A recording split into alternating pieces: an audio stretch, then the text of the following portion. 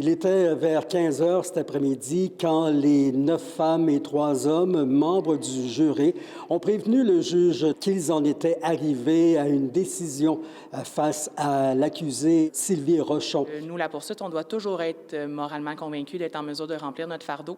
Donc, considérant que c'est ce qu'on a entre autres plaidé, une reconnaissance d'un meurtre au 2e degré, il est évident que pour nous, c'était l'objectif, considérant la preuve qu'on avait. Ainsi, ils ont reconnu la femme coupable de meurtre au 2e degré. Immédiatement, le juge Lemay a laissé entendre qu'il s'agirait d'un emprisonnement à perpétuité. Maintenant, combien de temps avant une libération conditionnelle? Le jury a fait là aussi ses recommandations et souhaiterait une libération conditionnelle après 12 ans de détention. Bien sûr, il en viendra au juge décider de façon finale le 30 avril prochain, date à laquelle les fils de Mme Rochon pourraient venir témoigner ou s'exprimer sur le drame qu'ils ont vécu.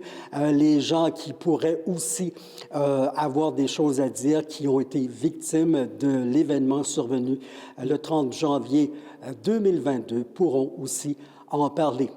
L'avocate de la condamnée Sylvie Rochon, Élise Pinsonneau, qui a refusé de s'exprimer à la caméra, nous a quand même laissé entendre qu'elle réfléchissait à la possibilité d'aller en appel. On a toujours en tête, en fait, Mme Denise Rochon.